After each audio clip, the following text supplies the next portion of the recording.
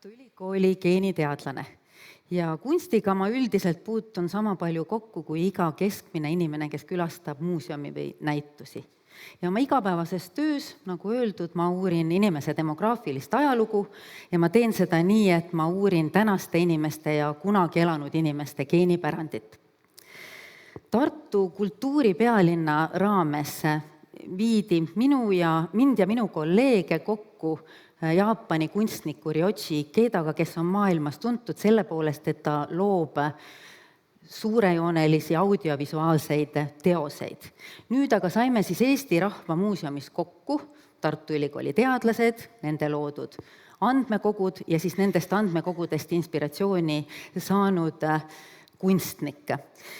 Meie jaoks oli kunsti ja teaduse sidumine nagu üsna esmakordne kogemus ja ma tahaksin natuke jagada selle projekti mõningaid nüansse ja tagamaid ja natuke ka neid emotsioone, mida ma seda näitust tavalise külastajana külastades kogesin.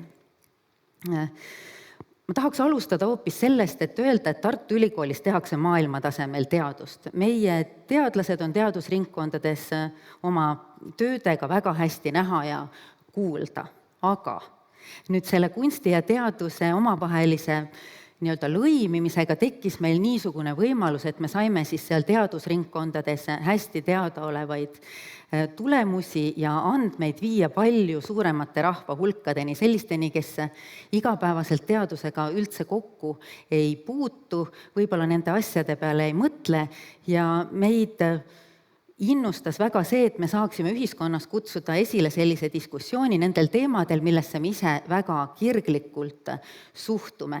Ja mind isiklikult siis veel väga rõõmsalt üllatas see, et paljudest genoomika valdkonnaga seotud teemadest tundus kunstniku kõnetavat just inimese päritoluga seotu.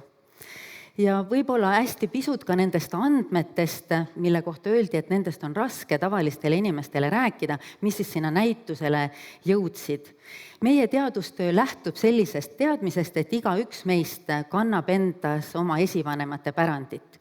Selles geenipärandis tegelikult siis peegelduvad inimkonna koidikul toimunud sündmused või kunagi väga ammu toimunud ulatuslikud ränded, kontaktid inimeste vahel, kohtumised, lahknemised ja igasugu valikud, mis meie esivanemate ees seisid. Ja seda kõike on tegelikult võimalik nendest geenidest välja lugeda.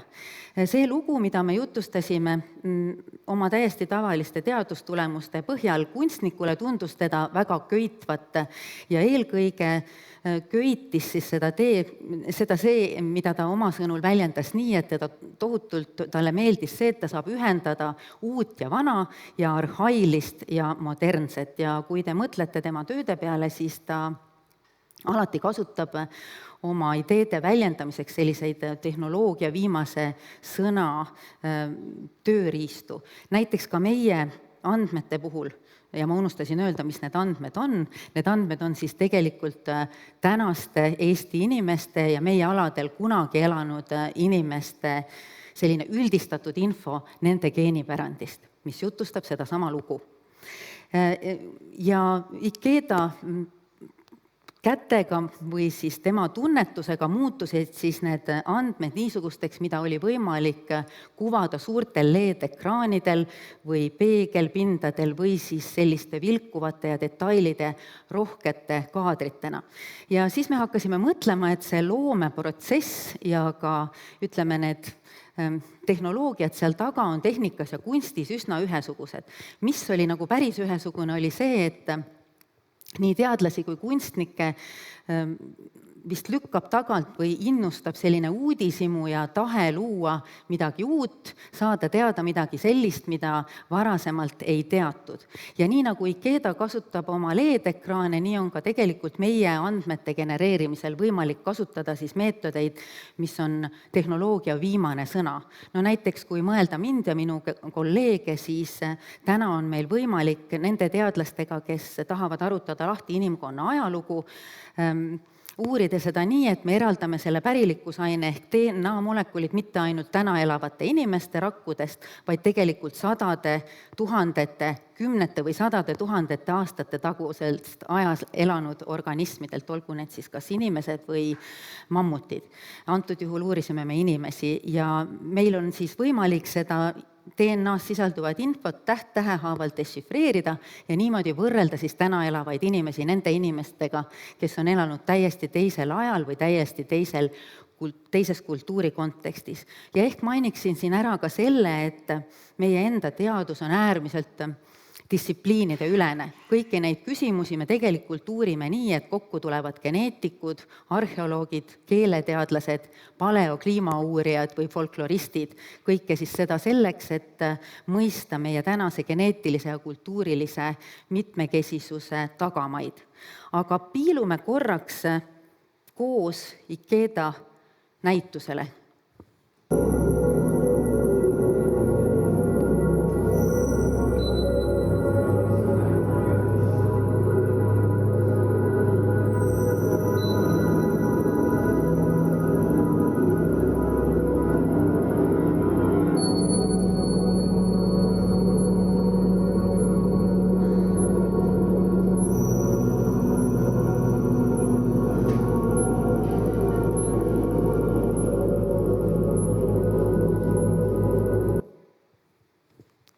Ja nüüd ma astun siis korraks külastaja kingadesse ja näitasin teda meelega seda klippi teile enne oma kogemuse jagamise või siis ütleme selle tunnetuse jagamiseks, enne kui ma sellest rääkima hakkan. Mulle oli, ma arvan, kõige põnevam näha seda, et ma ei hakanud üldse otsima sealt mingisuguseid konkreetseid andmeid. Mul oli tohutult tore äratundmise tunne, et need teadmised, mida me kunstnikuga jagasime, oskas siis tema sellisse silmadega nähtavasse ja tunnetuslikult siis kogetavasse vormi panna, kasutades sellist lõputut liikumist ja minu jaoks oli see nagu tänane hetk, kuhu mind on pandud, see andmejõgi voolab mulle vastu, minust läbi, minust mööda, kui soovite minevikust tulevikku, aga muidugi ei anna Ikeda sealjuures mingeid valemeid, kuidas igaüks seda peaks nagu enda jaoks lahti seletama, selle jätab ta puhtalt vaatajale. Mida meil sellest koostööst õppida oli? Ma arvan, et Genoomika Instituudi teadlased ja Eesti juurte tippkeskuse teadlased, kes paljude erinevate erialade vaates uurivad täna nii eestlaste kui kogu inimkonna ajalugu, lähevad siit edasi väga suure kogemuse võrra rikkamana, nähes, et kasutades teaduse ja kunsti omavahelist nii-öelda lõimimist, jõuame me palju kaugemale, et muidu ilmselt ei seisaks ka mina täna siin. Ja me peame väga tähtsaks seda, et nüüd koos Ikedaga liikus see Eesti juurte lugu edasi maailma ja loodetavasti siis jutustab seda lugu seal edasi samavõrd kirglikult ja kõnetab rahvast. Me peame oma minevikku tundma, sest see lahendab paljud meie tänased probleemid ja ma arvan, et minul eraldi on väga hea meel selle üle, et mujale minnes võttis ta kaasa sellise väikese tüki meie ajalugu ja teadust. Suur tänu teile!